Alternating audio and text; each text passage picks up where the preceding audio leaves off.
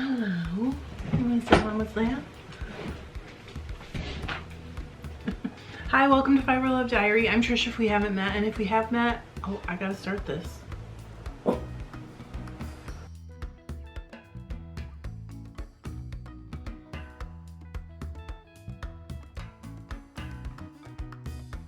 Hi, welcome to FiberLoveDiary. I'm Trisha if we haven't met, and if we have met, welcome back. How are you? What's going on? I hope your corner of the world is getting more normal and healthy. What else can I say right now? Today, I thought I'd do another Q&A. I love doing this, and some of you guys seem to really like it too. If I missed a question from you, I try to go through the comments and pull questions, but if I missed one and you're like, I really need to know the answer to this, please ask it again, because I did kind of have a little while where I was just struggling to get back on top of things and all that stuff. So just ask it again. I'm sorry. I am doing my best, I swear. Gosh, if you watched a Christmas video from 2019, I got this from a local mill. Actually, they processed it for me. It was like 3 different things. I think it was 2 CVM fleeces and then 1 like mystery fleece. And I'm just gonna spin it long draw. I've been working on it. I have like 16 storage bobbins that each have 2 spun bobbins on them. So I have a ton, but I'm gonna use it for that Heim sweater that I'm working on from the Gotland. Oh gosh, too many videos. I will actually link the video where I unboxed the Gotland. That's gonna be a yoke, and where I dyed it. I've got questions. Oh, here we go. Who's ready? I am. What is the best way to store the dye stock, if that's the right name for the stuff you make up, and how long can you store it for, please? It's a hard question. It just depends on what kind of dye it is. It also depends on what your water is like, and how you mix it, and how you store it, and a lot of different things. I do not store very much for very long, and I have a couple colors that I do not store at all, because there's a yellow jacquard, and I can't remember, it might just be yellow, but every time I have tried to store it, it has like grown mold. It doesn't seem to matter what I do differently, if I add citric acid, if I don't add something to it, so I just do not store it. I mix what I need. If I have extra, I dump it. I don't like doing that, so I try really hard to just mix what I need. To be honest, I don't really like storing any of it, but I do store it if I make too much. I never make extra on purpose. Sometimes I don't need all that I make, so then I do store it in those little squirt bottles. Okay, next, do share how your first night at the yarn store went. What a fun job. So I have not really mentioned this, I don't think, but I have been helping out there for almost as long as they've been open, probably a few months in. It wasn't really my first night, but it's always great.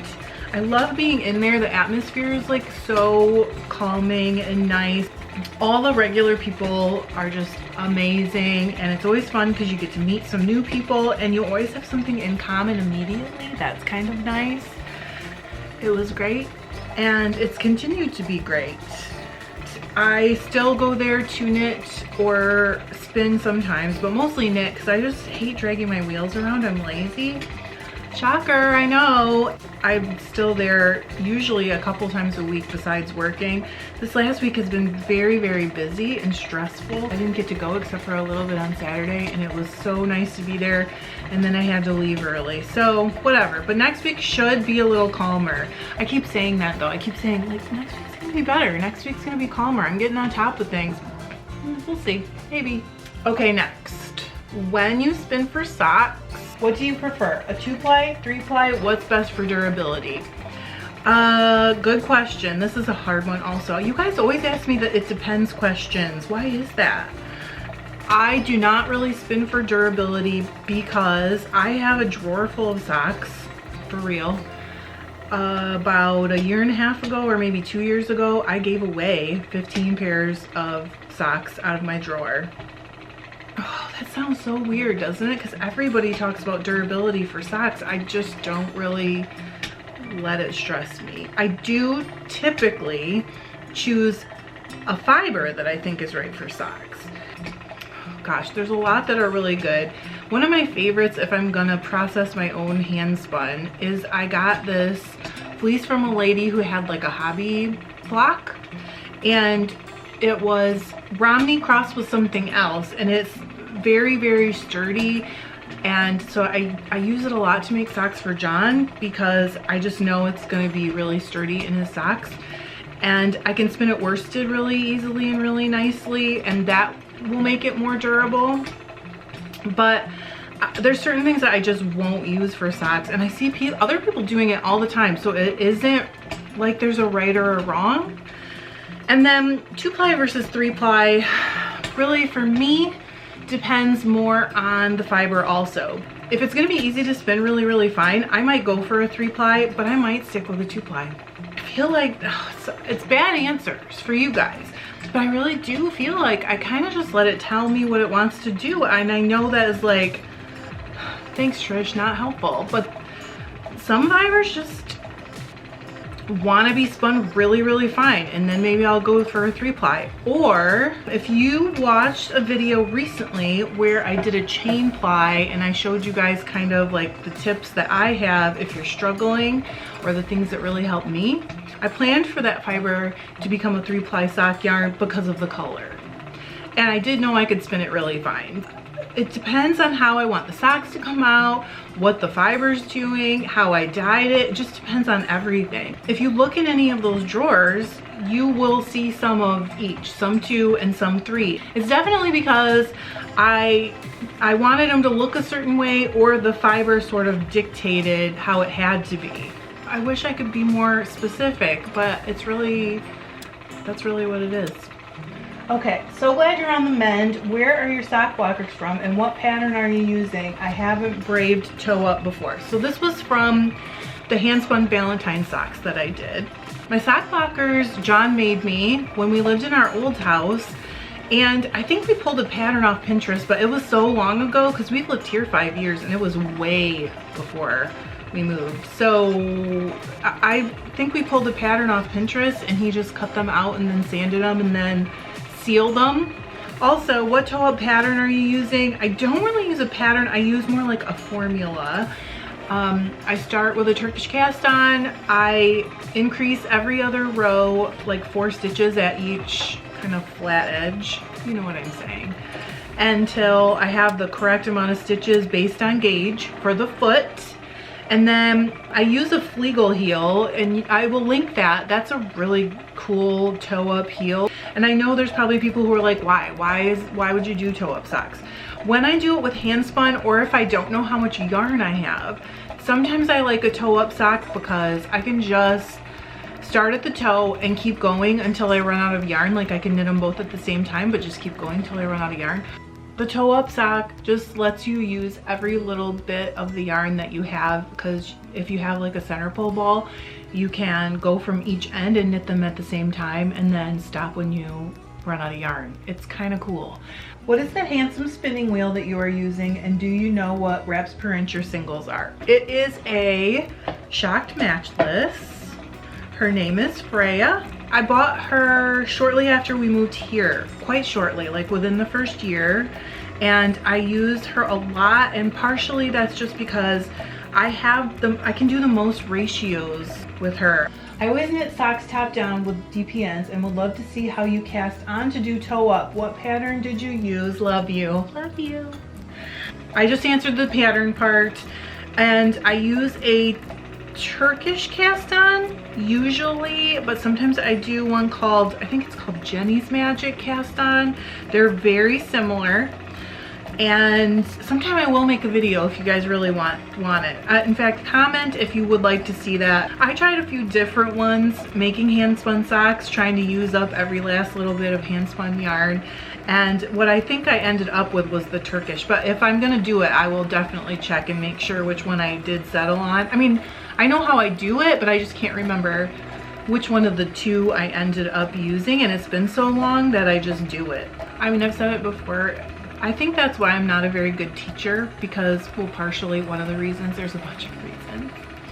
And one of them is because just my personality, once I've done something a bunch of times, it just becomes like almost instinctual to me. I don't think very much about it at all.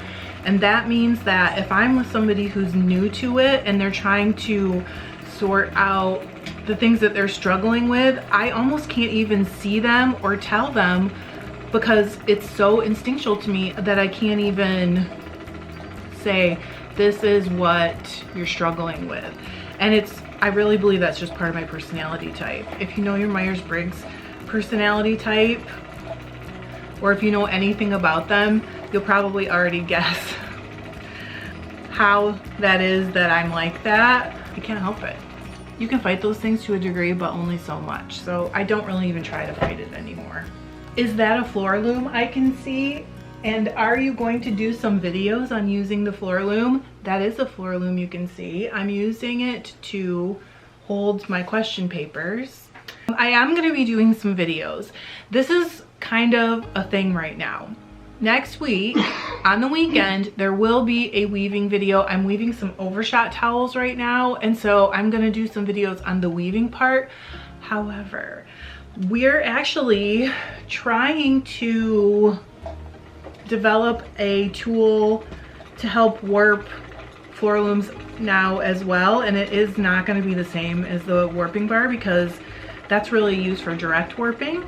But we're working on some ideas right now, and it's kind of exciting, but like I can't show you guys the warping part right now until it's figured out, because we're definitely not there yet. I don't know, maybe I'll do a video later where I just do a traditional warp with a cross and everything in it. But I am going to be doing videos. Next weekend there will be a video. I'm weaving some towels from Handwoven magazine right now because I'm still trying to learn my loom. And honestly, it sounds weird, but while we were sick and then after, I was really struggling to weave, and I think it's just because like the warping process is way more physical and mentally tiring kind of. So it was like I just couldn't get my looms warped for a while, and this one took like a week.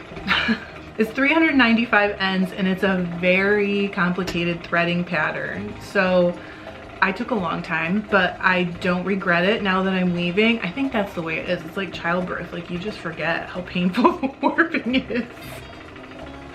Just me? Okay, that's fine. But yes, some videos are coming. Very next video after the 4th breed study video will be a weaving video on my floor loom.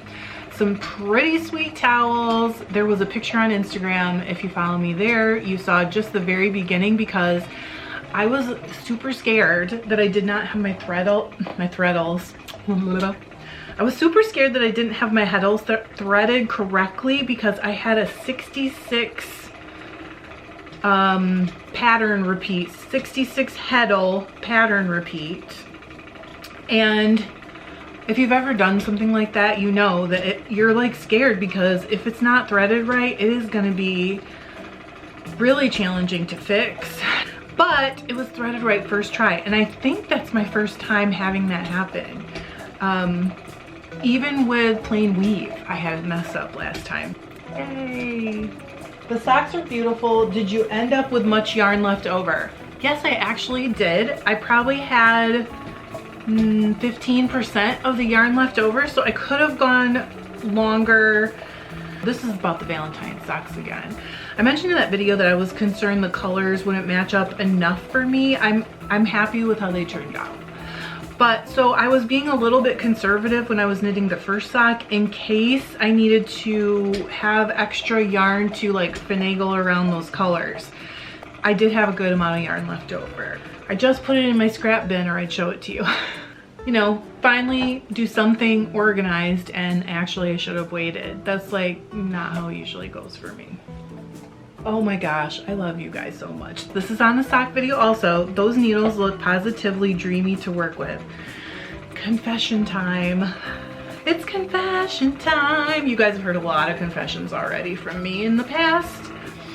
I am the queen of breaking and losing sock needles and cable needles. I don't even use cable needles anymore, except if I have a cable that's more than 6 stitches. If I have a cable now, I do it without a cable needle. There's a video on that too, I'll link it. Because I'm the queen of losing sock needles and breaking them and losing cable needles, I buy tons of them.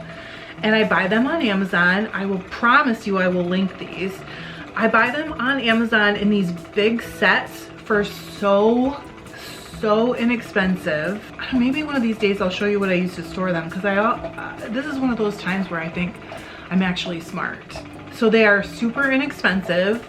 They're made of wood, and they're so inexpensive that sometimes when they show up, you actually have to smooth the tips out. Although that can happen on wooden expensive needles too. Sometimes you'll get a rough little tip or a little sliver, and I'll just take a piece of sandpaper and smooth it out, or John's done it for me before. He's in the room working over there with his headphones on. They're super inexpensive. I'm gonna link them. Thank me later, because even the expensive ones break, and you can say, well, they'll replace them. Well, yeah, they will, but then you gotta wait. I can't do that. This finally answered my question about weaving plaids. I see you have a shuttle for each color and carry them up the side. Of course, does this method work for dish towels, or does it leave a messy selvage?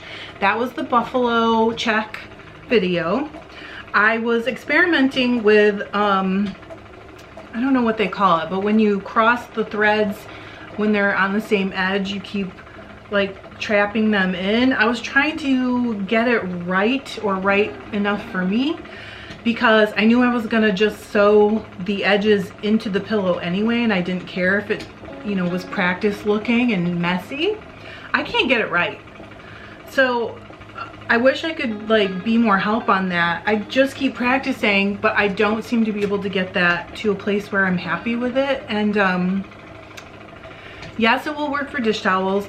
Tons of people do it and they make it look really pretty, and I don't know why I can't, but I'm not gonna give up till I can. How did you start spinning? Did someone teach you, or you took a class, or question mark?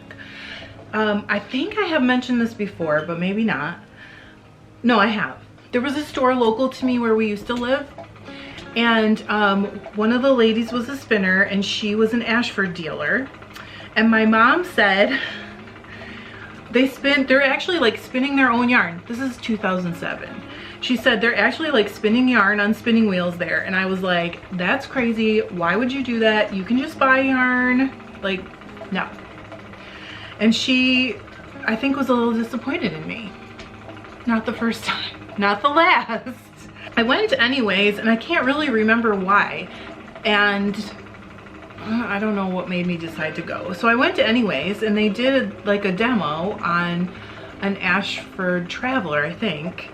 And this other lady was there who was in a local Ravelry group. And that was like pretty early on, kind of early on in the Ravelry days. And we had this little local group so that we could meet other knitters and spinners in the area and all that. And so she was spinning at home. Her husband had built her a wheel. I don't think she's watching this channel, but her name's Lori, just in case.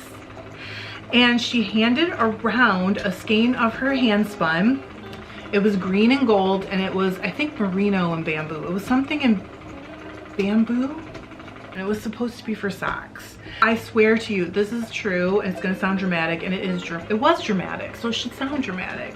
I held that yarn in my hands. She passed it around the room, and I'm telling you, I had like the heart eyeballs, the heavens opened, angels sang, and I was like, I've got to learn how to do this. Because, you know, back then it wasn't the same. I don't even think there was Etsy yet. Was there? I don't know. You couldn't just go to Etsy and find someone's hand spun. Shortly after that, that was like in October, and my mom bought an antique wheel in December, and she was like, okay, you can borrow this and learn to spin on it. So I taught myself. I have never taken a spinning class. Is that crazy? I've never taken a spinning class ever. 90% YouTube, some books, because like I said, I already knew somebody who was good at it, and she was in our local group. We used to get together pretty frequently, so I'm sure she helped me. I can't really remember.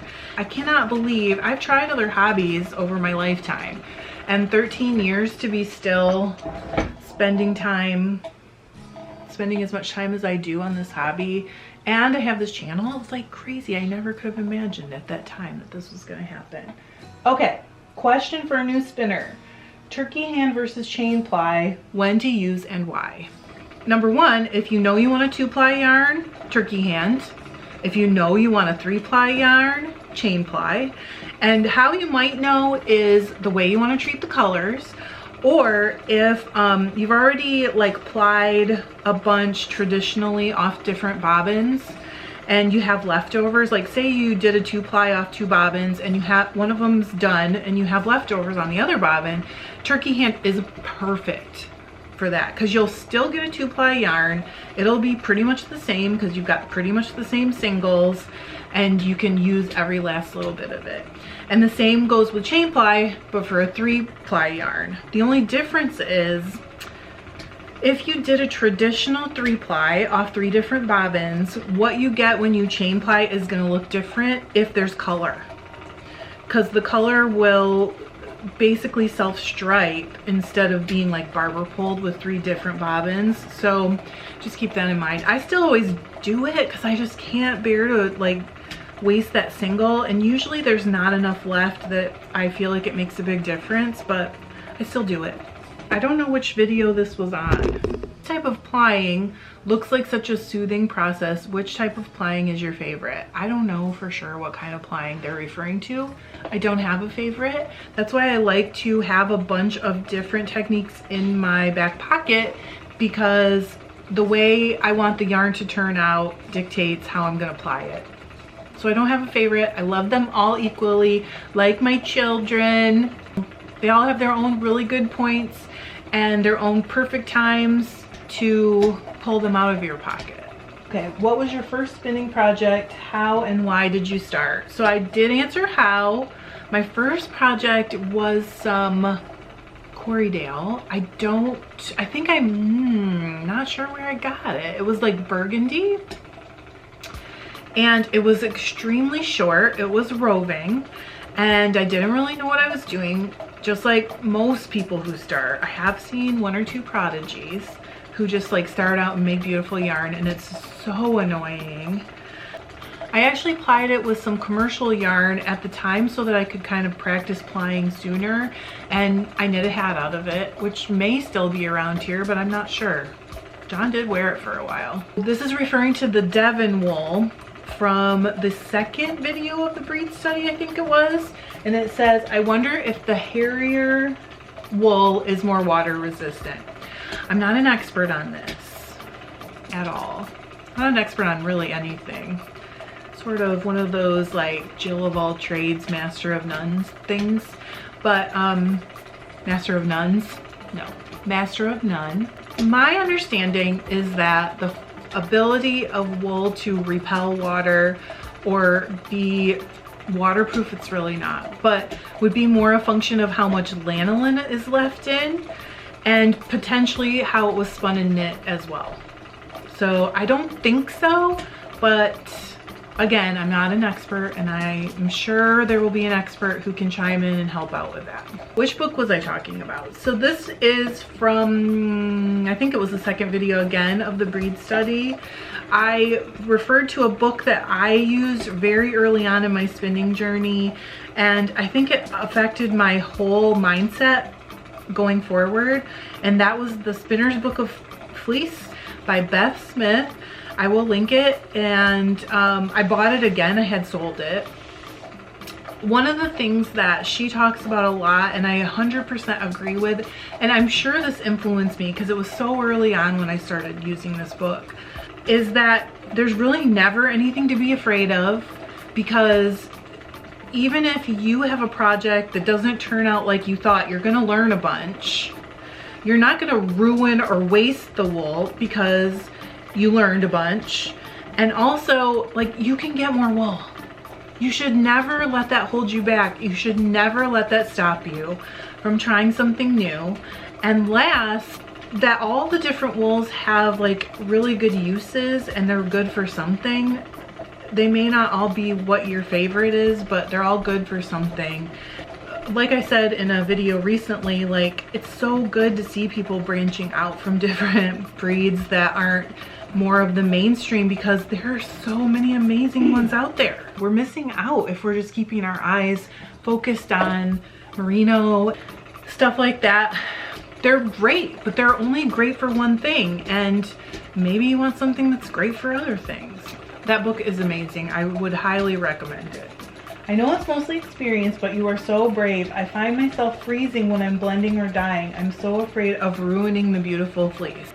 First of all, I understand that. I am a perfectionist, and it's something that I've had to fight really hard because it paralyzes me from starting sometimes. A lot of times my mistakes are like my favorite thing I ever did. So I try to approach it that way.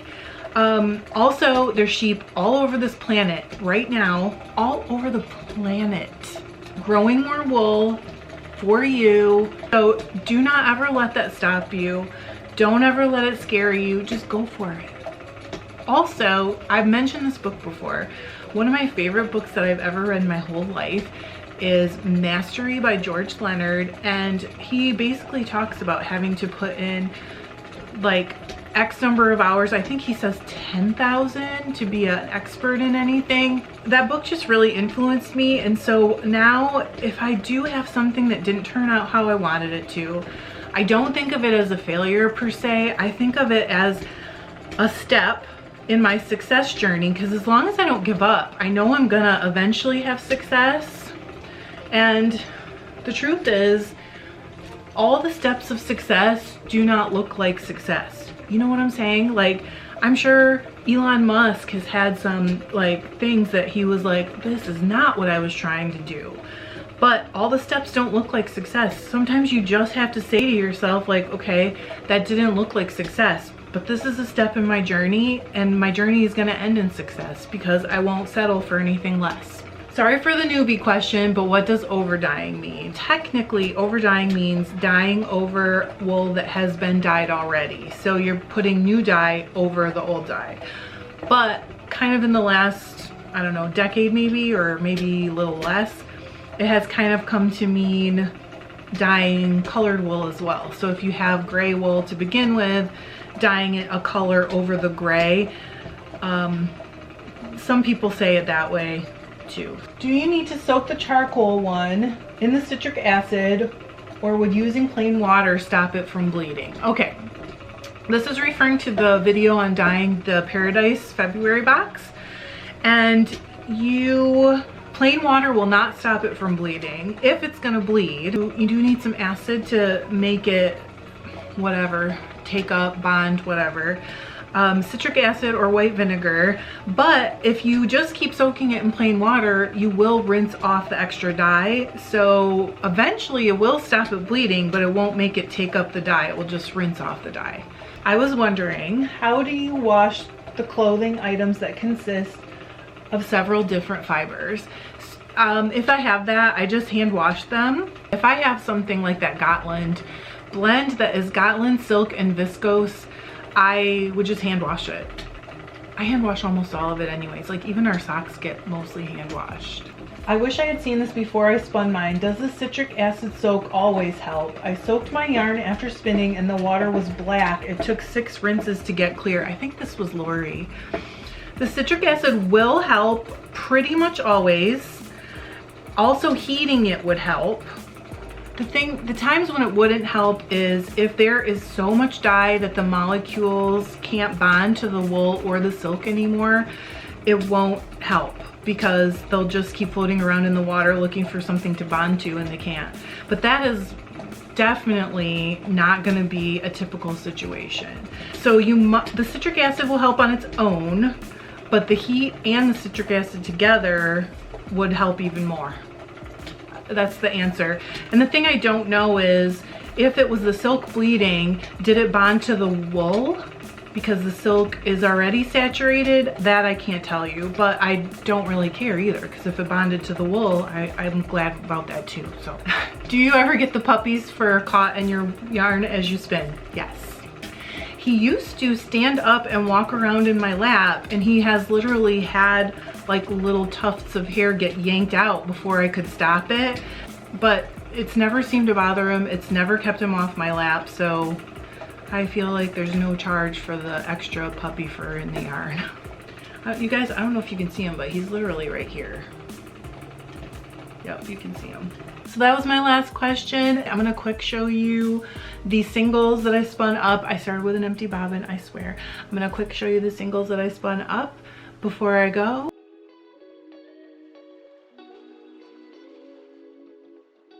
And I will see you guys for the breed study next week, and then later in the week with a weaving video. Thanks for hanging out with me today. Love you. Bye.